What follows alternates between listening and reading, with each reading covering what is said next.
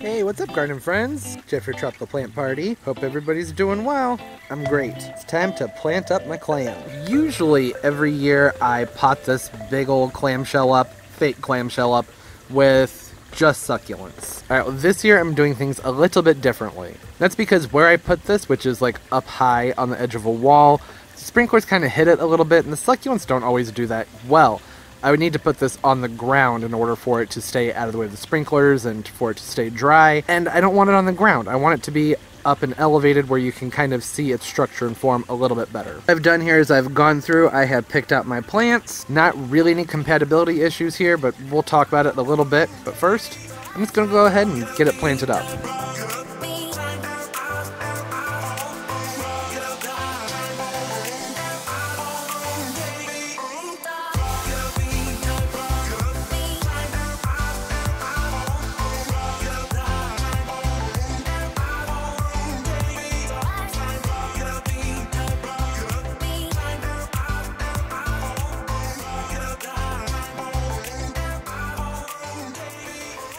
And there we go.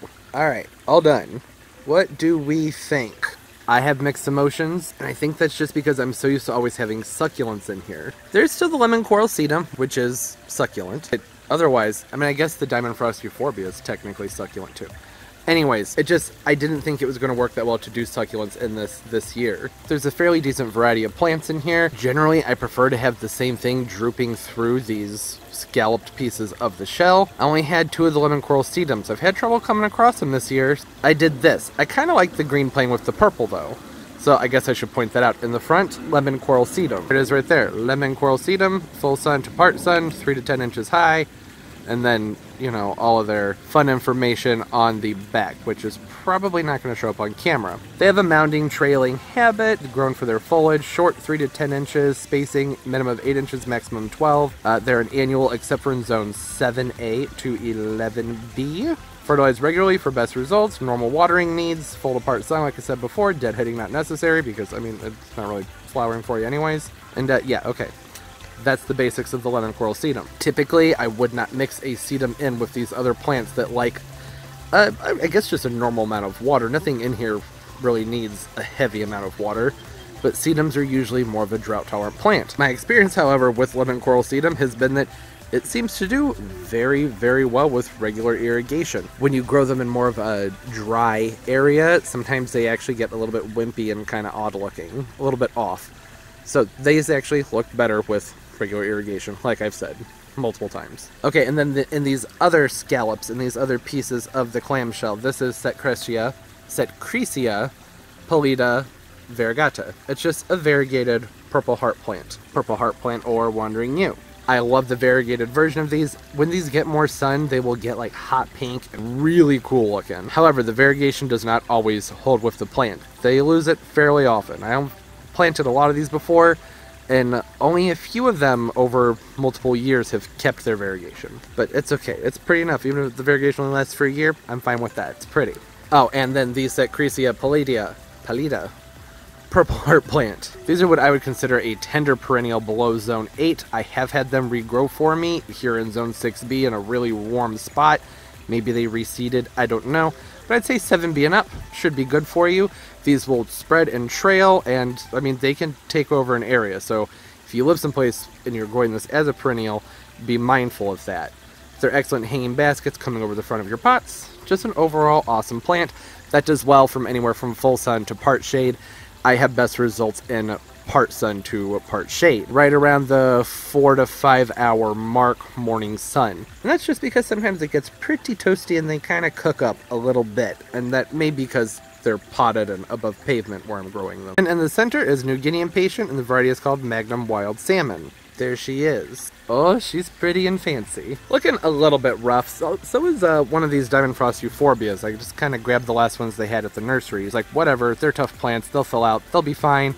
New Guinea impatiens, well-draining soil, regular irrigation, regular fertilizing, and morning sun is best. I'm going to be putting this in a spot where it's going to be getting roughly about 4 to 5 hours of morning sun, and then throughout the rest of the day it's going to be filtered dappled light. New Guinea impatiens generally have much larger flowers than your regular impatiens, Waliana, and your sun impatiens. Alright, and then over here to the right of the New Guinea impatient. And then this sad little guy to the left, Diamond Frost Euphorbia. I have been using these a lot in my planters lately.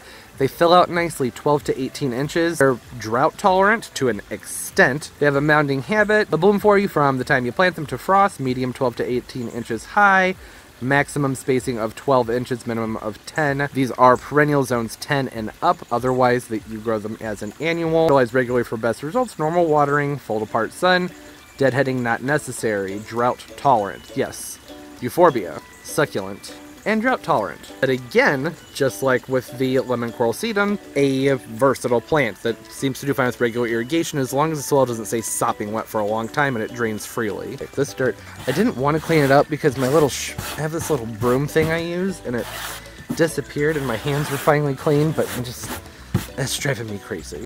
That's much better. Alright, back to the plants. And over here on each end of the clamshell, this is the Superbino Royale Peachy King, one of my favorite Verbenias this year. They're a full to part sun plant. They have a mounding and trailing habit. They will bloom for you from the time you plant them until frost. They only get 6 to 12 inches high, and they will spread, I guess, up to 12 inches. It doesn't actually say how far they spread, but it says to space them up to 12 inches, so I feel like this will get bigger than that. I don't know. The tag's a little bit unclear with that. Hardy for you, zones 8A to 11B as a perennial. Everywhere else, this is an annual. A very, very pretty annual. And deadheading, most importantly, not necessary. I like the orangey peachy tones. I think they're cute. They play nicely with the colors of this New Guinea Impatient, and the Diamond Frost Euphorbia helps set it apart with the Secretia here and the lime color of the lemon coral sedum. It just goes well, especially on this side. When the Euphorbia fills out more and the Verbena starts to fill out and spill over those edges, I think that's going to highlight things and it'll make the front of it even more noticeable with that backdrop. Speaking of the backdrop, Coleus. This is the Color Blaze Kingswood Torch Coleus, and this variety gets pretty big. It's probably not going to stay in the back of this planter for too terribly long. I just really wanted something that will end up being in here that will fill out the back, something that will kind of spread out a little bit and go over the back, because you're going to be able to see this from behind the wall where it is too. But the Impatient and the Coleus may kind of play against each other in the long run. But I like the colors of it, so for now, it's staying. Probably not for too terribly long though. You know, a lot of times I do planters, I'll throw them together with usually the mindset of I may have to thin this out and pull things apart. That or they'll be so bare bones as I have to say, well, I guess I'm just gonna have to wait for this to fill out. There's not often an in-between, unfortunately. But a little bit of info about this particular Coleus. This is a variety that goes sun to shade. Very versatile in that sense. You know, some Coleus are for shade, some are for sun, some are for part sun. This one, either or. So the foliage and growth habit will probably look a little bit different depending on which condition you have them in. They have an upright habit. They're grown for their foliage 36 to 42 inches. Big. So yeah, that's not gonna be able to stay in here for that long. For the next few weeks, it should look nice. So yeah, like I said, that's pretty big. I'll have to do a lot of pruning to keep it as just a wall of Coleus spilling out the back. That might be doable, as long as it doesn't come in and encroach too much on the Impatient right in front of it. These are perennial zones 10 to 11, otherwise you grow them as an annual. Again, fertilize and water regularly for best results. With Coleus, in my experience, sometimes going half strength on your fertilizer is a good idea. Sometimes they get fertilizer burn a little bit easily, at least if they've just been planted. So either that or wait and use a slow release fertilizer. Heat tolerant, deadheading not necessary, landscape, yeah, okay.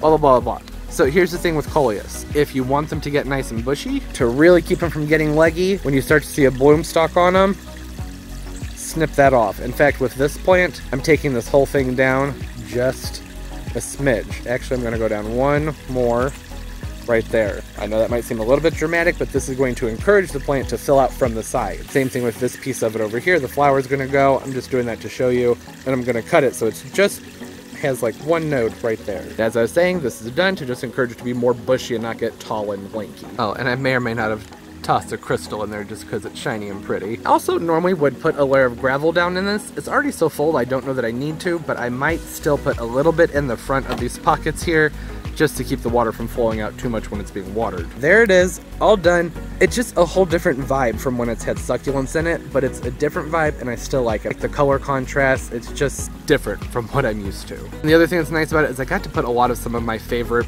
annuals and sometimes perennials together in one big pot. That's kind of fun.